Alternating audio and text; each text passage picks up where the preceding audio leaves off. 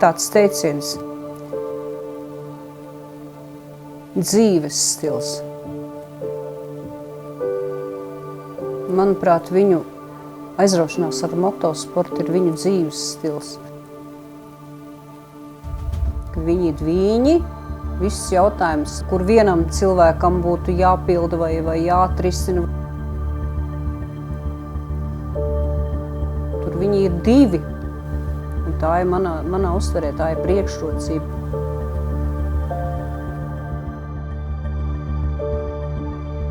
Esmu Ivars, Ungars. Mēs esam brāļi Petrovi.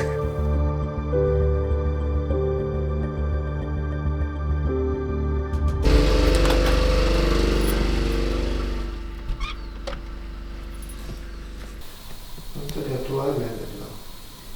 To varbūt, ka viņi paņem pārlakot, tu rīdi. Un tā var. Tikai tu malīji.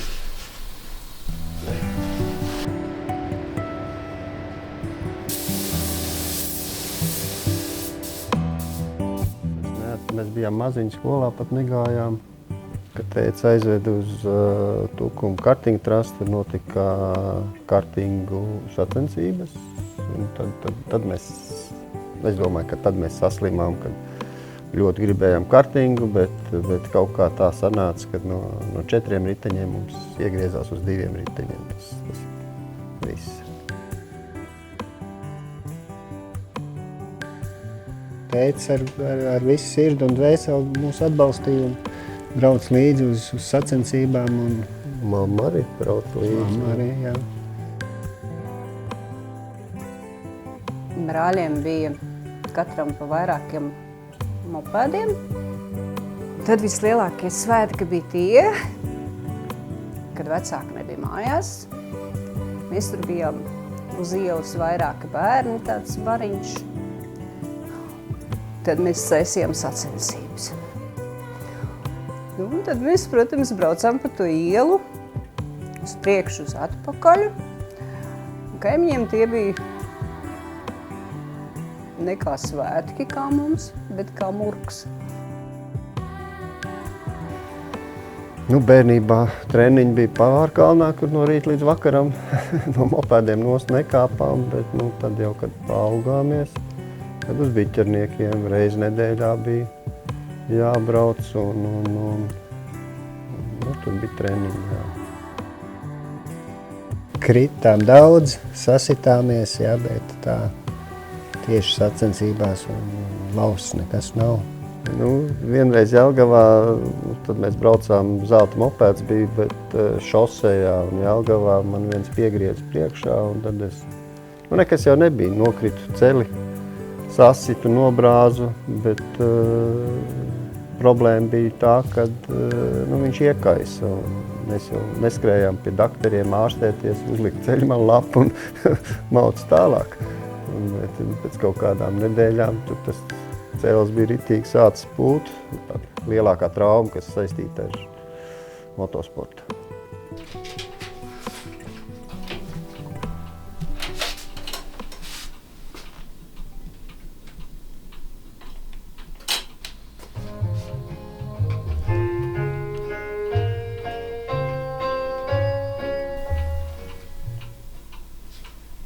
Ričards Klaidermans.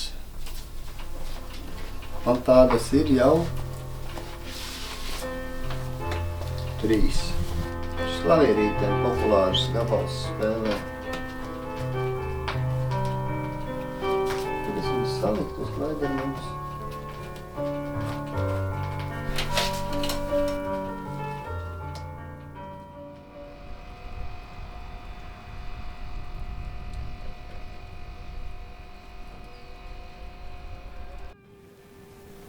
To jau mums klienti, ko nāk un runā, piedāvā kaut ko, un tad skatāmies.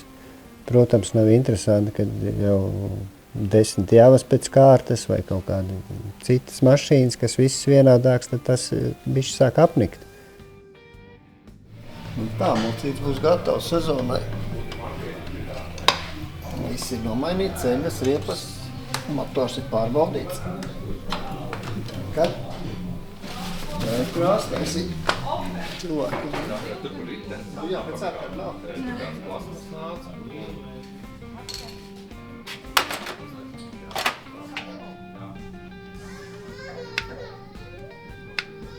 Projekti jau paši atnāk. Mēs neko neskrienam, nemeklējam, ka kaut ko gribam uztaisīt vai norestaurēt. Un tad mums tā kaut kā nepatīk, kad kaut kā tehnika stāv pie mums un nav sakārtot, un tad izdomājam, kad vajadzētu restaurēt. Tāds ižs arī jaunībā bija, es braucu ar tādu. Tu šodien varētu to zilo uzlaist, un tu varētu uztaisīt šito. Jā, bet tie gabaliņi, kas pie pūstas krūlēja. Viņas, es redzēju, mazā boksā uz grīdas kaut kur. Viņi arī ir, jā. Ejam taisīt.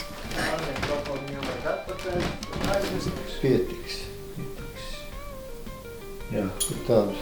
Te ir taisnes, un tad... Nu, varbūt.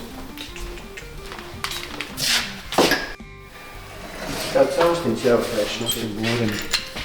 Šitie austiņi vajag, un tad viņi ar atspēr savelk. Tas būs te uzliekās.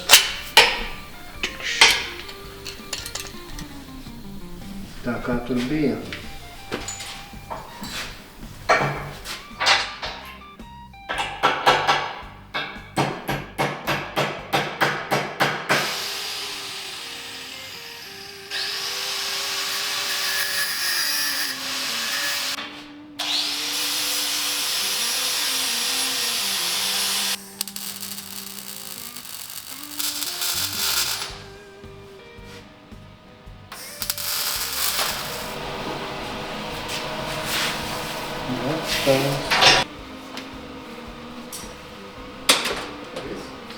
Šitas viss.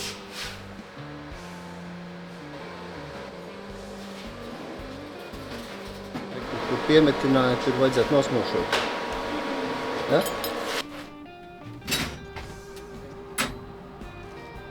Jā, bet tā metāla skaņa tāpatās tam brillēm atrodo šķirbiņu, kur paskrien garām un aci iekšā un gadās tā.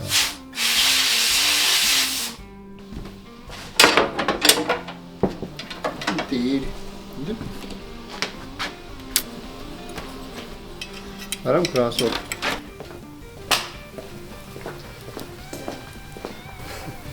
Mocīts ir īžus. Ar tādiem brauc pa biķerniekiem, šitādiem močiem. Daudz darba tur nebija. Protams, visu motoru pārvācām un tur ir sadarīts tā, ka varētu arī braukt gonkās, ja vajadzētu. Principā tāds kā no rūpnīcas bija izlaists. Viss ir, var teikt, norestaurēts. Mūri nokrāsosim vēl un var restelēt kopā, tad viņš būs gatavs.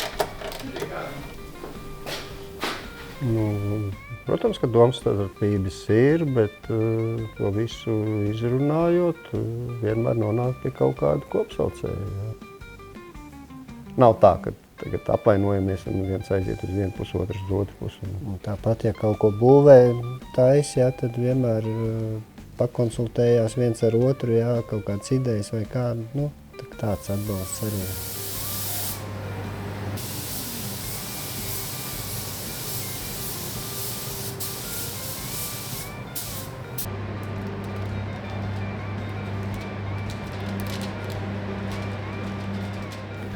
Lielam, ka beidzām nodarboties ar motosportu, tad kaut kā pietrūka tie motocikli. Un tad ieraudzījām, kad Latvijā sāk veidoties motoklubi. Un sākām braukt, apmeklēt motoklubu rīkotos, vējbrāļu rīkotos pasākumus.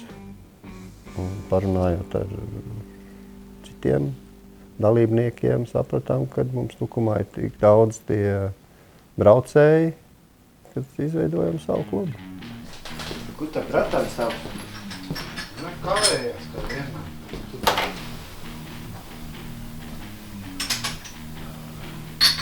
Tā, šodien mums te būs klubas apulce.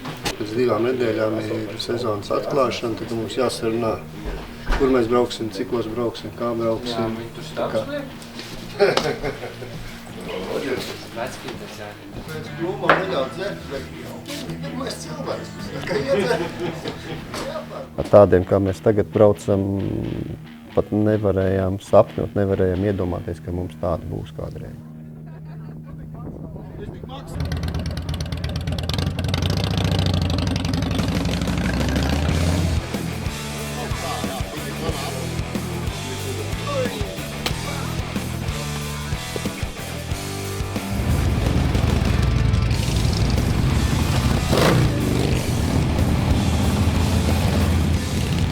Man bija prieks par to, ka viņi kaut ko dara. Viņiem bija tāda aizrautība tajā visā. Nekad nebija tāds, nepastāvēja tāds jautājums, ka varbūt neizdosies, varbūt kaut kas nebūs. Nekad nedomājām, kad tā tehnika, tad, kad mēs bijām maziņi, skatījāmies ārzemju žurnālus un dūsmojām pa motocikliem. Tie motocikli, kas tādā laikā mums likās, tā ir vēsturi, jā. Iedarbināsim to motu. Jā. Pēc tam viņu atliksim atpakaļ un uzliksim būru. Jā.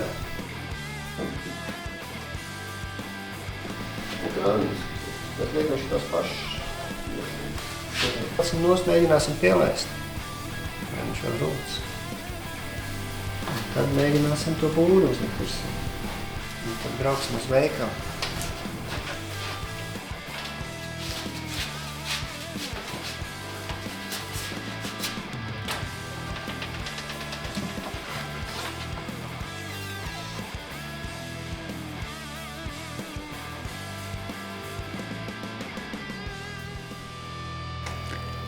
Parasti bija tā, ka viena nakti pa īsi.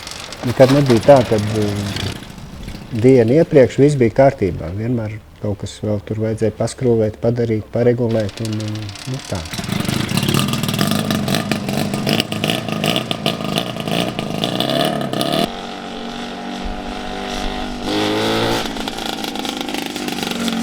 Labāk partneri nevar atrast, nevar iedomāties, kā strādāt un darboties kopā ar brāli.